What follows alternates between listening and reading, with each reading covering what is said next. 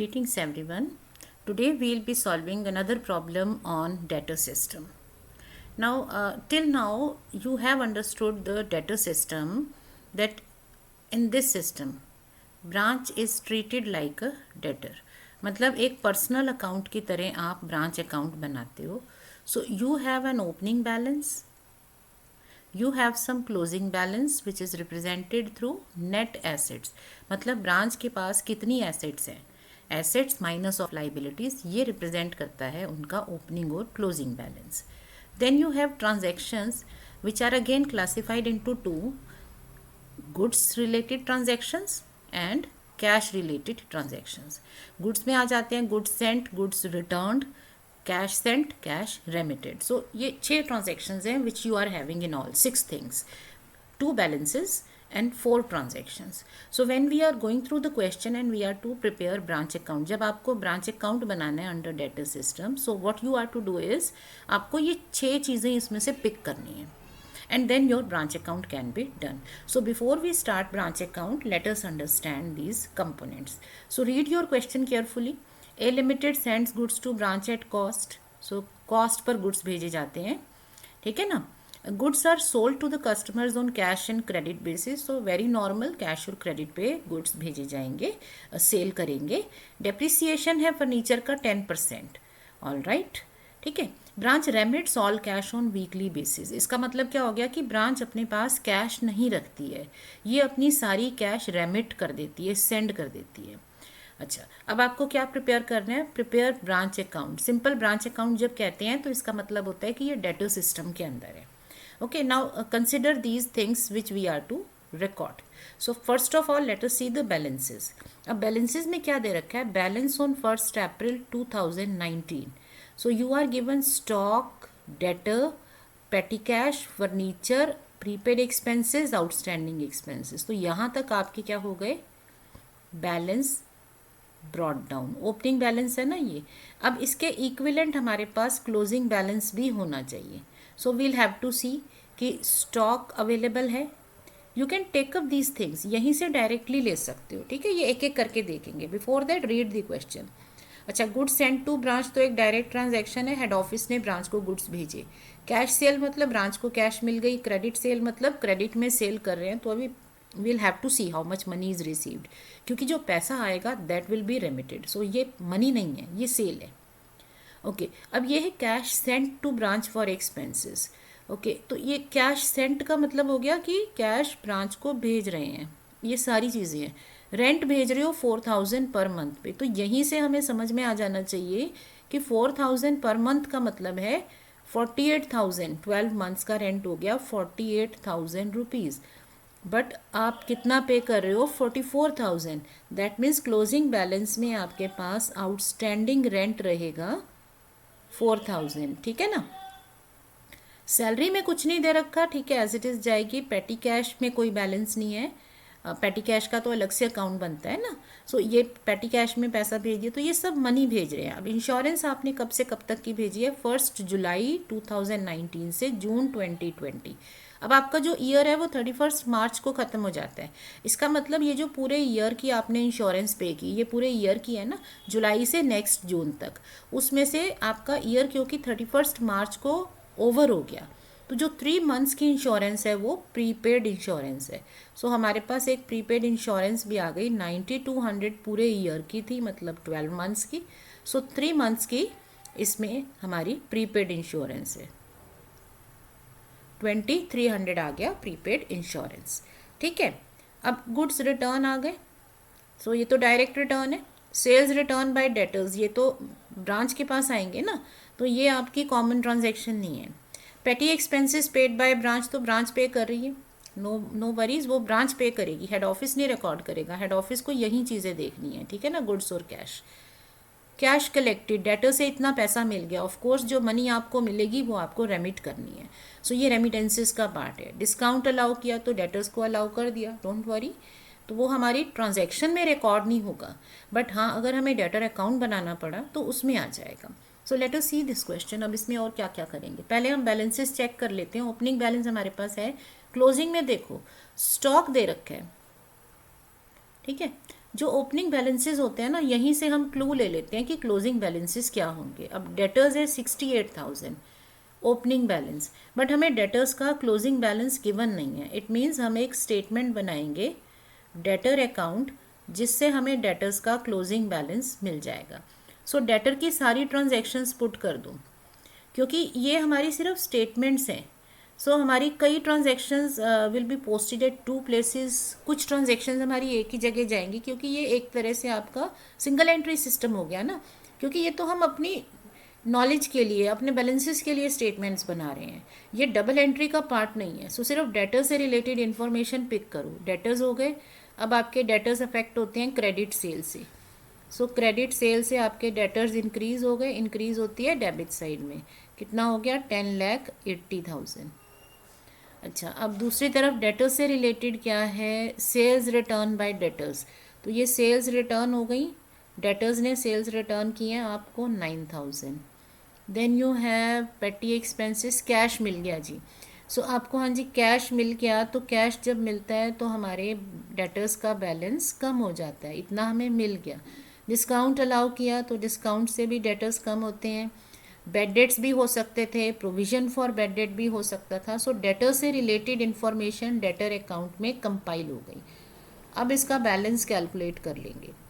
ठीक है, हमें सारे बैलेंसेस अपने पास चाहिए before we work for debtor system. हम अकाउंट बनाएं उससे पहले हमें ये बैलेंसेस सारे चाहिए।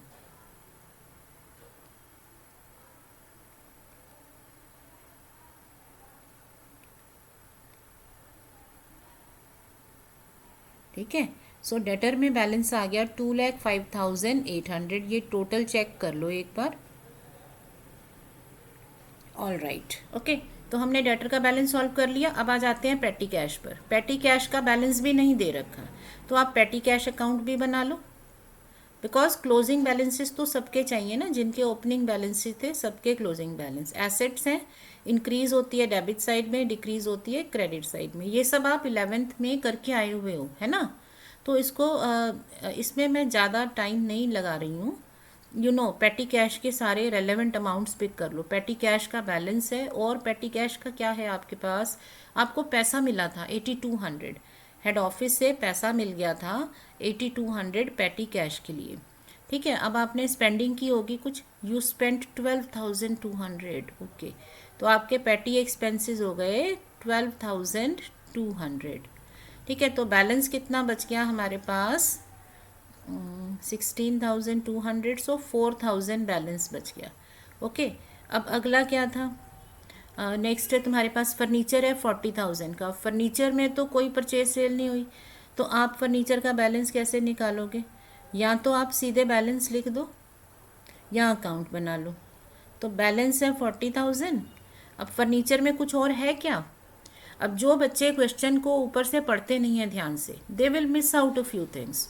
ठीक है, आपके पास डेप्रिसिएशन था 10%, सो इट मीन्स फर्नीचर पर डेप्रिसिएशन लगेगा 10%, 4,000। सो बैलेंस आ गया इसका 36,000। ये आप अकाउंट से भी कर सकते हो, नॉर्मल स्टेटमेंट भी लिख सकते हो। फिर है नेक्स्ट प्रीपेड एक्सपेंसेस आउटस्टैंडिंग। तो प्रीपेड और आउटस्टैंडिंग तो हर ईयर के अलग होते हैं। सो वो अगर हमें दे रखे हैं, जैसे यहाँ पर दे रखे थे अमाउंट्स, तो हमने रेट्स के अकॉर्डिंगली सॉल्व कर लिए। नहीं दे रखे तो दैट मीन्स नहीं है। ठीक है ना, जो चीज़ नहीं गिवन है वो हम अपने आप से एज्यूम नहीं कर लेंगे, जो गिवन है उसके अकॉर्डिंगली रेट्स के बेसिस पे आउटस्टैंडिंग प्रीपेड हमने सॉल्व कर लिए। सो सारे बैलेंसेज आ गए। अब आ जाते हैं ट्रांजैक्शंस पर, बिकॉज हमें क्वेश्चन पहले एनालाइज करना है। This is the very important part, ये आपको अगले मेथड्स में भी हेल्प करेगा। तो हमने क्वेश्चन एनालिसिस करने में पहली चीज़ ली ओपनिंग बैलेंस, सेकंड लिया हमने क्लोजिंग बैलेंस, तीसरी चीज़ है गुड्स की transaction, goods sent, goods return. तो अब गुड्स सेंट जो होते हैं वो डायरेक्ट भी होते हैं और इनडायरेक्ट भी होते हैं। यहाँ पे डायरेक्टली तो ब्रांच को 9,60,000 के गुड्स भेजे। ठीक है, इसके अलावा और इस ब्रांच को गुड्स भेजे जा रहे हैं, कोई और ब्रांच इसको दे रही हो, कुछ नहीं है, as it is. Goods returned, goods return का मतलब है कि ब्रांच से गुड्स बाहर चले गए, ब्रांच ने गुड्स रिटर्न कर दिए। तो एक तो आप हेड ऑफिस को डायरेक्ट रिटर्न कर रहे हो। अच्छा, अब आप किसी और को भी रिटर्न कर रहे हो, मतलब अंडर हेड ऑफिस इंस्ट्रक्शंस, मतलब आपके ब्रांच में से गुड्स जा रहे हैं, ठीक है, जैसे किसी और ब्रांच को गुड्स भेजने को कह दिया, वो भी आपके रिटर्न्स माने जाएंगे। आपके कस्टमर ने, जैसे ये हेड ऑफिस है, ये ब्रांच के साथ डील कर रहा है और ब्रांच यहाँ अपने कस्टमर से डील कर रही है ना, ये इनका फ्लो ऑफ ट्रांजैक्शन है, हमें इतना पार्ट रिकॉर्ड करना होता है। तो अगर कोई कस्टमर ब्रांच को स्किप करके हेड ऑफिस को गुड्स रिटर्न कर दे, तो वो फ्लो हम इनडायरेक्ट नहीं, उसको फिर हमें फ्लो में ऐसे ही लेके आना होगा। तो अगर कोई कस्टमर डायरेक्टली हेड ऑफिस को रिटर्न करता है गुड्स, तो माना ये जाता है कि वो ब्रांच से ही आए हैं। सो अगर इस तरह के इनडायरेक्ट रिटर्न्स हैं वो भी ऐड हो जाते हैं। अब कैश सेंट फॉर एक्सपेंसेस, ये सारी कैश सेंट है, ठीक है ना। तो अब आप इसको टोटल कर सकते हो, cash Saint 44,000 plus 81,200 plus 8,200 plus 90,200, ये आ जाएगा। और कैश रिटर्न या रेमिटेंसेस, अब ब्रांच ने आपको कितनी कैश भेजी, अब ब्रांच ने रेमिटेंसेस कितने किए, वो इस क्वेश्चन में क्लियरली गिवन नहीं है, कहीं नहीं लिखा cash sent to head office. तो हम क्या करते हैं, या तो हम रेमिटेंसेस सॉल्व करते हैं, विच इज़ इक्वल टू जितना ब्रांच को पैसा मिला है वो सारा रेमिट करना है। यही लिखा था ना कि ब्रांच रेमिट्स ऑल कैश, तो ब्रांच को कैश कहाँ से मिलती है, cash sales plus collection from debtors, यहीं से तो ब्रांच को पैसा मिलता है, ये सारा ब्रांच को रिटर्न कर देना है हेड ऑफिस को। सो इनकी सेल्स थी 3,60,000 की, है ना, कैश सेल थी, तो पिक करते जाना है। देखो ये डबल एंट्री सिस्टम नहीं चलेगा यहाँ पर, जब हम एंट्री करेंगे डबल एंट्री सिस्टम से होगी, लेकिन अभी तो हम अमाउंट्स को एनालाइज कर रहे हैं। अच्छा, डेटर से कलेक्शन हो गई थी 9,20,000 की, सो आपके पास कितना हो गया, 12,80,000 टोटल रेमिटेंसीज आ गए। सो अब हमारा एनालिसिस कंप्लीट है। Now we can make branch account. So in the books of head office, that is A limited, so आप कौन सी ब्रांच बनाएंगे, Pune branch account for the year ending on 31 March 2020, ठीक है ना। प्रॉपर फॉर्मेट में काम करना चाहिए, although I might not be making appropriate formats की, इससे थोड़ा सा हम अपना टाइम सेव कर लेते हैं, है ना। Okay, so now just start this as a personal account. सारी वर्किंग नोट्स कंप्लीट है, ये हमारा मेन क्वेश्चन है, ठीक है ना। अब यहाँ पे क्या आएगा आपके पास, you start with the balance brought down. अब बैलेंस में आपके पास एसेट्स भी हैं, लाइबिलिटीज़ भी हैं, तो या तो आप एसेट्स यहाँ लिख दो, डेबिट साइड में स्टॉक 80,000, डेटर्स 68,000, पेटी कैश 8,000, अच्छा furniture 40,000, prepaid expenses 3,800 and outstanding expenses एक लाइबिलिटी है। तो लाइबिलिटी या तो यहाँ नेट एसेट्स लिखनी है ना, यहाँ माइनस कर दो। अब कोई भी चीज़ डेबिट में माइनस करने का मतलब है क्रेडिट में लिख देना, क्योंकि इसका सेम ही मीनिंग होगा ना, इफेक्ट तो वही जाएगा कि माइनस हो गई। तो ये मैं यहाँ माइनस की जगह यहाँ लिख रही हूँ। तो अब हमारे पास एसेट साइड का टोटल कितना आ गया, मतलब डेबिट बैलेंस कितना आ गया, 1,99,800 और ये 5,200 लाइबिलिटी है। So this is net balance. Now record the transactions.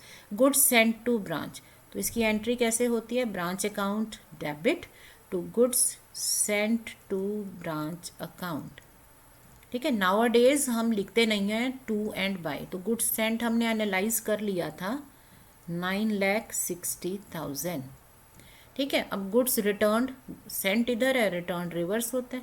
So goods sent to branch account, account name एक ही रहेगा, ब्रैकेट में लिख दोगे रिटर्न कि ये गुड्स रिटर्न हो गए हैं, कितने, 8,000 के। अच्छा, cash sent cash return, rule वही है, debit the receiver credit the giver. तो जो ब्रांच को आप दे रहे हो, जब ब्रांच रिसीव कर रही है आपसे, वो डेबिट, आपका रिसीवर है ये, ठीक है। तो आप यहाँ लिख दोगे cash account, cash sent for expenses था ना, तो वो कैश अकाउंट करके लिख दोगे। चेक से भेजते तो बैंक लिख देते, रेंट, सैलरी, इंश्योरेंस, ठीक है, और पेटी कैश। अब यहाँ ये नहीं देखना कि ये पे कितना हुआ, पे करना ब्रांच का काम है। आप हेड ऑफिस में बैठे हो and you are recording head office ने कितने पैसे भेजे। ये मैंने ऊपर नीचे लिख दिया था यहाँ पर, so I just correct the amounts also.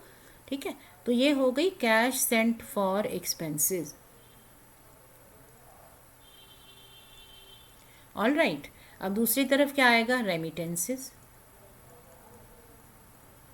तो उसके लिए एंट्री क्या होती है, कैश और बैंक अकाउंट डेबिट, तो बैंक अकाउंट रेमिटेंसेस। अब रेमिटेंसेस वी हैव सॉल्व्ड, जितना ब्रांच को पैसा मिल रहा है सारा रेमिट होने वाला है।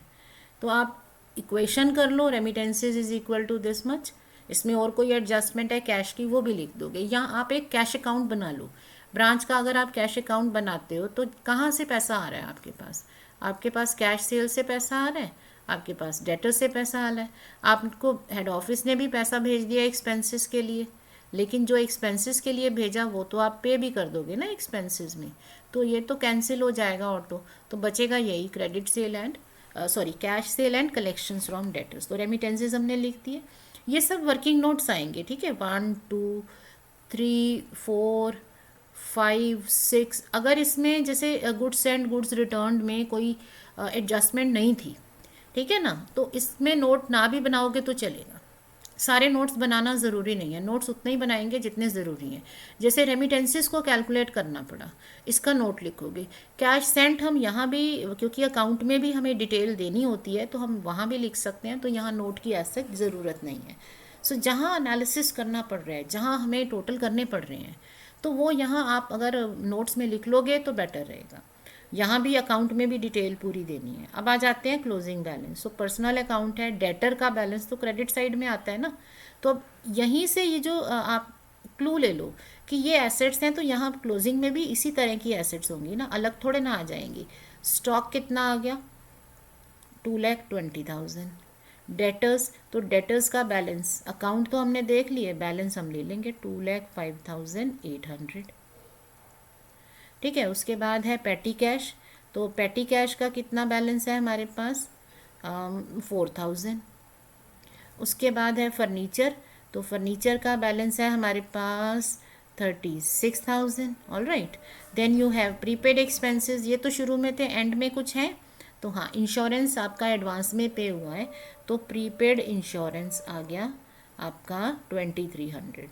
ठीक है, उसके बाद आपके पास लाइबिलिटी भी थी, तो यहाँ भी आपके पास आउटस्टैंडिंग रेंट है 4,000, तो वो या तो यहाँ माइनस कर दो, लेस आउटस्टैंडिंग रेंट, ऐसे करके आप लिख सकते हो 4,000।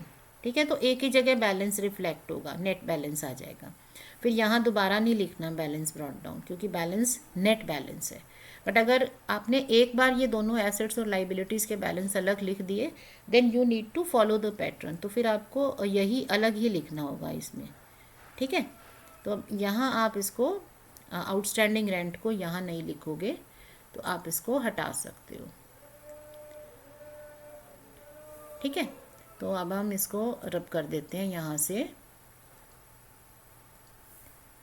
क्योंकि हम आउटस्टैंडिंग रेंट जो है ये अलग लिखेंगे। ठीक है, जैसे हमने लाइबिलिटी दूसरी तरफ लिखी है, तो उसी तरह से हम लाइबिलिटी अलग साइड में ही लिख देंगे। ठीक है, सो अब यहाँ पर आपके आ गई एसेट्स का बैलेंस, और यहाँ आ जाएगा बैलेंस कैरी डाउन लाइबिलिटीज़ का बैलेंस। ठीक है, वो है आउटस्टैंडिंग रेंट 4,000। अब यहाँ आ गया तुम्हारा टोटल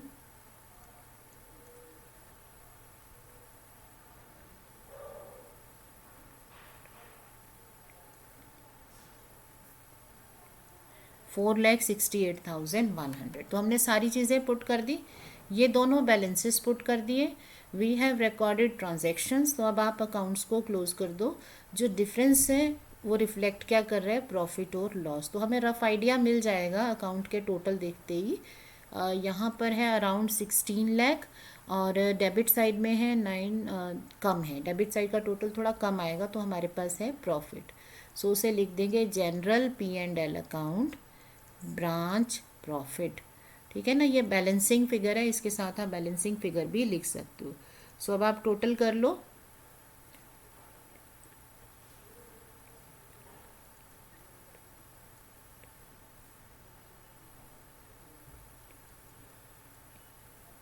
ठीक है, 17,61,300। अब यहाँ पर टोटल करेंगे।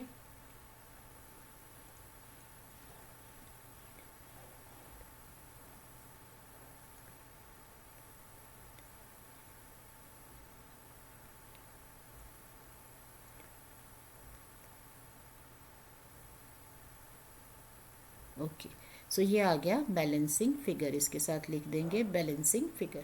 सो ये है आपका branch profit. So this is how we compile our branch account. तो स्टेप्स क्या हैं अभी, क्योंकि we are doing this question, अभी आप प्रैक्टिस कर रहे हो क्वेश्चंस की, तो आपको थोड़ा सा इसमें लेंथी लगेंगे questions, but once you have done all practice, you have solved a few questions, फिर आपको दिक्कत नहीं आएगी, ठीक है ना। तो हमें क्या करना होता है, क्वेश्चन को पढ़ के we are to analyse the 6 things. Number 1 हमारा क्या है, बैलेंसेस। ठीक है, ये ओपनिंग बैलेंस है और ये क्लोजिंग बैलेंस है। बैलेंसेस एनालाइज कर लिए, ठीक है ना, ये बैलेंसेस आ गए, बैलेंस एनालाइज कर लिया। ओके, नेक्स्ट क्या है, goods sent, goods returned, cash sent, cash return. अब इसको एनालाइज करने में आपको थोड़ा क्वेश्चन को ध्यान से पढ़ना होगा, but once this analysis work is done, then your question is quite easy because we are to record only those things. So I hope you are clear about the working of this problem. So we'll take up one more question next time, जिसमें we'll be having working for stock also, क्योंकि यहाँ तो stock का balance दे रखा था, but many a times we might not be given stock balance. So एक question हम उसका भी प्रैक्टिस करेंगे, right. And in case you have any doubts, you can ask these through the comment section. So stay learning and practicing, stay smiling. This is your question. Okay, thank you.